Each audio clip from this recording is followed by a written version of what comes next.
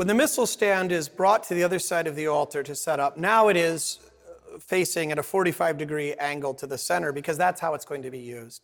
And the pastor is not going to leave this center position during this part of the liturgy at all until he actually goes for the distribution. And then after the distribution, the altar has to be turned back around again. The advantages of a freestanding altar are that it actually does blend the sacramental and sacrificial aspects of the service. And that is a strength in a certain sense because these things are not that clear. For example, Luther is emphatic that the words of institution are proclamation. And so it makes a certain amount of sense for the pastor to be facing the people because God is speaking these words to the people rather than the words of institution being a sacrifice where the people are bringing it to God. So that's the kind of strength that a freestanding altar gives. There are certainly many strengths of an Eastern-facing altar as well, and we could debate the merits one way or the other. Most of us don't really have a lot of choice. We have the altar and the chancel that we've inherited, and so that's what it is. But certainly there are some advantages and distinctions in a freestanding altar. And the biggest one being the idea of the words of institution being proclamation, and also the more clear demonstration that the altar is for us in Christ a table, rather than something upon which things are sacrificed. So the missal stand is brought around, and now we've got that done. And then, this is all during the offering, now we need to prepare the vessels for the Holy Communion and also bring the elements to the altar. You could, of course, also at this point bring the veiled chalice to the altar. We don't do that here, even though that is very strong a testament in the history of the church, mainly because we have these nice veils and burses. And if you bring it out veiled, you immediately unveil it, and it's sort of almost never seen that way. So I like it being there. I like it being there not just because it's pretty, but I like it to be there the entire service, to be a visual reminder of where we're headed, that we've come here to hear God's word and to receive the Holy Communion, and this is here, though it's in a veiled format, so that everybody knows that. So for us, it's already on the altar. You might bring it. What's not on the altar is the bread and wine. And I think that this is an important thing, that in the most ideal world, the Ladies' Aid, the altar guild, does not actually put wine in the chalice or bread in the things that are going to be consecrated, or does at least not have them on the altar, because the pastor wants to have the right amount for the people that are gathered. The altar guild often views the setup of Holy Communion much the way that they view hospitality at church dinners. And they are just often very nervous that they're going to run out. And they think that would be the worst crime possible, is to not have enough bread and wine for Holy Communion. And so they make really kind of no effort to have the right amount, but instead it's like a cornucopia, a stack of individual cups and, hundreds of hosts, even though they've not had that many people even on Easter Sunday. That is really unfortunate, because then way more is consecrated than is needed. And I really think that the ideal practice is to consecrate the right amount, as close as possible, for the people that are going to receive Holy Communion in that worship service right then, so that everything is consumed. I'm not a big fan of reserving consecrated elements to take to the shut-ins later. I have many brothers that I deeply respect that think that's a great practice. I'm familiar with their arguments, and of course there's great history behind that. I think that the better practice is to consume everything in actually the context of the service, even before the benediction, so that there's no questions about what has been done with it, that no one would think or be afraid that we're treating it irreverently or disrespectfully, or that we're doing idolatrous things with it, God forbid. And also then, so that we wouldn't carry consecrated elements in our cars to the shut-ins while rock music is playing, or, and all of those sorts of various things. There's just all sorts of ways for things to go bad, and for that to end up in a kind of irreverent place. In fact, I had one friend of mine who was against me on this for years, and he got semi-converted to my way of thinking, because the church got broken into midweek. And they had the consecrated body and blood. And this, sadly, this thief, he didn't know it was the blood of Christ. He thought it was wine, and he stole it, and he drank it. And if everything would have been consumed in the service, that wouldn't even be a possibility. So I urge you to consider that. Now, some might find resistance on setting up the right amount, but let me just say a few more things on this. I think that actually, though it requires a little bit more forethought and planning, in the first place, I think it's actually more pastoral, that we're paying attention, and I think the altar guild and the elders can be brought on board. It's actually not that hard in most of our congregations. Our attendance doesn't vary that wildly week from week. We got a pretty good idea the average number that's going to come.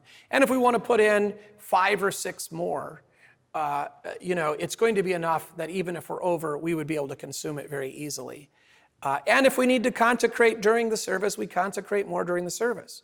So what's going to require, it's going to require a little bit more attention to detail in the setup, because you're going to have to set up for kind of your expected attendance, roughly, and then the pastor is going to need to know how many's in there, and then you're going to need readily available, very handy, in our case we just go to one of these sacristies, and we have more ready that we can easily bring out and consecrate more if we've been off. And that has for sure happened. But it's not that big a deal. It's easy to do, and I think it's worth it. Now, the altar guild might not like it because now they have to count hosts and they have to measure wine. But I don't think it's that much to ask of them, and I think if you explain it, they'll understand it. Other congregations will sometimes get upset by the pastor consuming everything at the altar after distribution. Admittedly, this doesn't make any sense to me at all. I don't know why this would bother them. They should prefer it. And I think that actually if you explain to them, first of all, if you're not drinking, 4 cups of wine because you had way too much, that's not a good idea. If you have about the right amount and then you're consuming it, but if you explain to them that this is the most reverent treatment of this, that God intended the sacrament that we would eat and drink it, and therefore you're fulfilling his command, I think they're going to mostly be convinced. Because usually lay people are easily convinced by the Bible, unlike clergy persons who think they know more. So really, you've got a good argument here, and I think if they see that you're not doing superstitious things with it, that you're trying to protect it, they're going to be pretty easily convinced. If they absolutely cannot be, I still think you should try to consecrate the right amount, that you shouldn't consecrate stuff you know won't be used. And then, if you can't, if they don't like seeing you consume it at the altar, then you need to do it immediately after the benediction as soon as you can get back. And then things need to be abluted and cleansed. We'll talk about that afterwards. So the setup then, the pastor takes the burse off. If you have a nice burse, then you can set it up. Otherwise, you can lay it flat. We set ours up. And then the veil is taken off and is folded neatly and placed to the side. Then the pastor will, at this point, now you're ready to bring the bread and the wine. The celebrant's host is already on the paten, but the hosts that are going to be used for the distribution are slightly different. Once the chalice and paten are ready, then the pastor goes and gets the vessels that have the rest of the elements in it. So he simply needs to have this handy and ready. This is about what he expects to use. And we have a formula that basically 1/2 of a cup of wine will commune 20 people. So we actually measure with a measuring cup so we have the right amount and we're ready if we have to add. The other thing that I forgot to say was that the pastor then, in most of our churches, can easily actually count heads during the hymn of the day. It's just not that difficult because our congregations usually don't have that many more than 150 people. And we can usually kind of estimate because we're used to it and we can tell. If that is really a problem, you could have the ushers count during the service and bring you a number during the offering of the people that you expect to commune so that you could have a good estimate and be within a few. Then the pastor, so when the pastor brings this to the altar, he brings the vessels that are ready, make sure they're supposed to have. At this point, he puts the wine, some wine in the chalice. It's not ideal to ever consecrate an empty vessel. At the same time, I don't like a lot of wine in the chalice for the consecration because I'm going to be moving it around and lifting it up.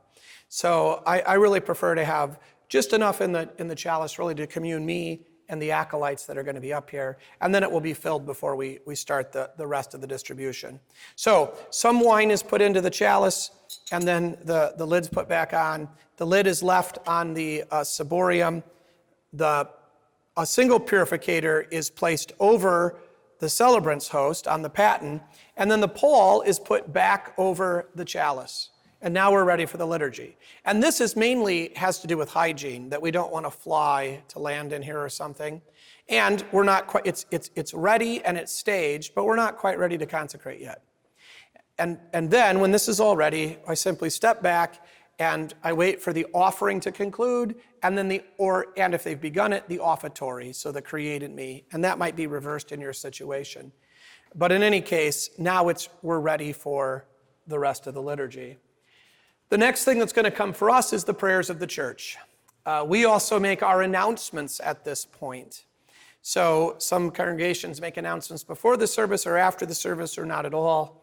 But at some point it is useful, I think pastorally, to make the announcements of the intercessions. These are the people that need our prayers that we know of, that have asked for our prayers. Grandma Schmidt, the family that's mourning, that sort of thing. And I think that's a very appropriate thing, again, to announce in the midst of the congregation. But we do announce more than that because this is our announcement session, and we try to keep it to somewhat of a minimum, and we try to keep, again, the tone reverent. But if necessary, for political reasons, or just because these things need they need the support of the pastoral office, not theologically, but just in terms of congregational life. Other things like the sauerkraut supper and the ladies' aid rummage sale and thank you to the Sunday school teachers or whatever else, that's also then going to be announced at this point. Doing it in the context of the worship service, I think, does actually help to calm the announcements down, at least from my perspective. There's less clowning around on my part, and also there's a certain distillation of only kind of what's most important. Everybody's mileage is probably going to vary on that.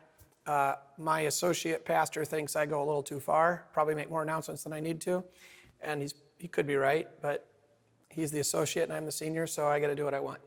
And when he makes the announcements, he does what he wants. So you got to do it somewhere. That's how we do it. You do need, for sure, you could split it up. There definitely does need to be, before the prayers, announcements of those in need. And I think that is an important part of our intercessions and what we're called to be and to do for one another. I do not think it's a good idea. I know that the Missouri Synod provides resources for this. I do not think it's ideal practice, I should say, to have a different prayer of the church each week that matches thematically the themes of the day. That's what the collect does already.